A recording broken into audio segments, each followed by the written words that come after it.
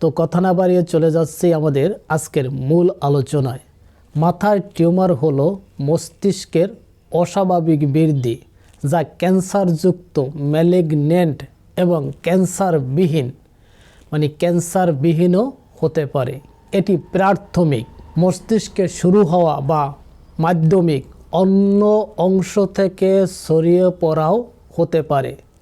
মাথার টিউমার কি? মস্তিষ্কের কোষের অস্বাভাবিক এবং অনিয়ন্ত্রিত বৃদ্ধিই হলো মাথার টিউমার। প্রকারভেদ: মাথার টিউমার দুই প্রকার। একটা হচ্ছে বিনাইন, যেটি ক্যান্সারবিহীন, যা আস্তে আস্তে ধীরে ধীরে বাড়ে এবং সাধারণত ক্যান্সার হয়নি বা ক্যান্সার হয় না। দ্বিতীয়টা ম্যালিগন্যান্ট, যেটি ক্যান্সারযুক্ত। এটা দ্রুত বর্ধনশীল এবং আশেপাশের টিস্যুকে আক্রমণ করে এবং ধ্বংস করে দেয়। হ্যালো বন্ধুরা, আসসালামু আলাইকুম। আজকের আমরা একটি গুরুত্বপূর্ণ রোগ সম্পর্কে আলোচনা করব। আমাদের আজকের আলোচ্য বিষয় হচ্ছে মাথার টিউমার। আজকের পর্বে আমরা জানব মাথার টিউমার কি, কেন হয়, এর প্রকারভেদ কি, এর চিকিৎসা কি হতে পারে, রোগ নির্ণয়ের টেস্ট কি হতে পারে, হোমিওপ্যাথিক চিকিৎসা কি হতে পারে, এই সম্পর্কে বিস্তারিতভাবে। তো কথা না বাড়িয়ে চলে যাচ্ছি আমাদের আজকের মূল আলোচনায়। মাথার টিউমার হলো মস্তিষ্কের অস্বাভাবিক বৃদ্ধি, যা ক্যান্সারযুক্ত, ম্যালিগন্যান্ট এবং ক্যান্সারবিহীনও হতে পারে। এটি প্রাথমিক মস্তিষ্কে শুরু হওয়া বা মাধ্যমিক অন্য অংশ থেকে ছড়িয়ে পড়াও হতে পারে।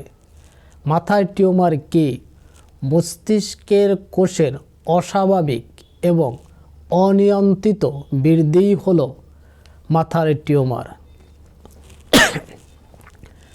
প্রকারভেদ: মাথার টিউমার দুই প্রকার। একটা হচ্ছে বিনাইন, যেটি ক্যান্সারবিহীন, যা আস্তে আস্তে ধীরে ধীরে বাড়ে এবং সাধারণত ক্যান্সার হয়নি বা ক্যান্সার হয় না। দ্বিতীয়টা ম্যালিগন্যান্ট, যেটি ক্যান্সারযুক্ত।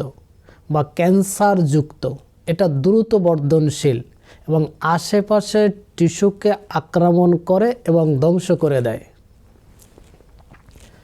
মাথার টিউমার হওয়ার প্রধান কারণ সমূহ সম্পর্কে আমরা জানব।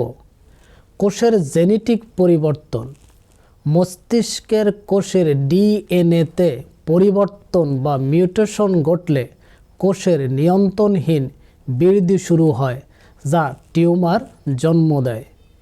বিকিরণ: শৈশব বা প্রাপ্তবয়স্ক অবস্থায় উচ্চ মাত্রার বিকিরণের সংস্পর্শে আসলে মস্তিষ্কে টিউমারের ঝুঁকি বেড়ে যেতে পারে। পারিবারিক ইতিহাস ও জেনেটিক সিনড্রোম: কিছু বিরল জেনেটিক রোগ যেমন নিউরোফাইব্রোমেটোসিস এবং পারিবারিক ইতিহাস থাকলে মস্তিষ্কে টিউমারের ঝুঁকি বাড়তে পারে।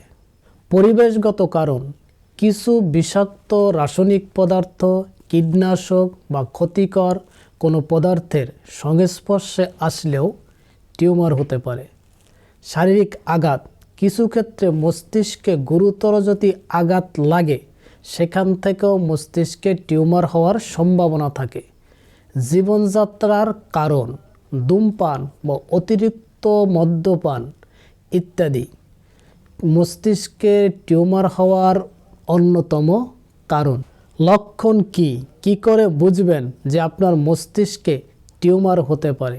অবিরাম মাথা ব্যথা, যেটা সকালে বৃদ্ধি পায়, বমি বমি ভাব এবং বমি হয়, দৃষ্টিশক্তি বা শ্রবণ শক্তির পরিবর্তন হয়। তাছাড়া ভারসাম্য হারানো, খিঁচুনি, স্মৃতিশক্তি বা আচরণের পরিবর্তন, জ্ঞানের পরিবর্তন, কণ্ঠস্বরের পরিবর্তন ইত্যাদি দেখা দেয়। অ্যালোপ্যাথিক চিকিৎসা: মাথার টিউমারে অ্যালোপ্যাথিক চিকিৎসায় মূলত টিউমারের ধরন, আকার ও অবস্থানের উপর নির্ভর করে, তবে তাদের চিকিৎসার মধ্যে অস্ত্রোপচার, রেডিওথেরাপি, কেমোথেরাপি, টার্গেট থেরাপি ইত্যাদি উল্লেখযোগ্য। অন্যান্য সহায়ক চিকিৎসা: কর্টিকোস্টেরয়েড, অ্যান্টি সিজার মেডিসিন ইত্যাদি চিকিৎসাও থাকে। হোমিওপ্যাথিক চিকিৎসা, যেহেতু হোমিওপ্যাথিতে লক্ষণ সমষ্টি অনুযায়ী চিকিৎসা হয়, তাই কারো যদি এরকম কোনো রোগ হয় তবে একজন হোমিওপ্যাথিক ডাক্তারের শরণাপন্ন হন। তবে যদি আপনার এই টিউমারটি ম্যালিগন্যান্ট হয়, ক্যান্সারযুক্ত হয়, তাহলে অপারেশন বা মডার্ন মেডিসিনের শরণাপন্ন হওয়াই আপনার জন্য উচিত হবে, কারণ এই সব ক্ষেত্রে দ্রুত চিকিৎসা করতে হয়। রোগীর ক্ষেত্রে খুব দ্রুত এগুলো ছড়িয়ে যায়। রোগ নির্ণয়ের টেস্ট, মাথায় টিউমার নির্ণয়ের জন্য এমআরআই, সিটি স্ক্যানের মতো টেস্ট করানো যেতে পারে। এছাড়া রক্ত পরীক্ষা, বায়োপসি, সিএসএফ পরীক্ষাও ইত্যাদি করানো যেতে পারে। সো বন্ধুরা, আজকের এ পর্যন্ত। আগামী কোনো ভিডিওতে আবার কোনো নতুন পর্ব নিয়ে আপনাদের মাঝে উপস্থাপনা করব। সে পর্যন্ত ভালো থাকুন, সুস্থ থাকুন। আসসালামু আলাইকুম রহমতুল্লাহ।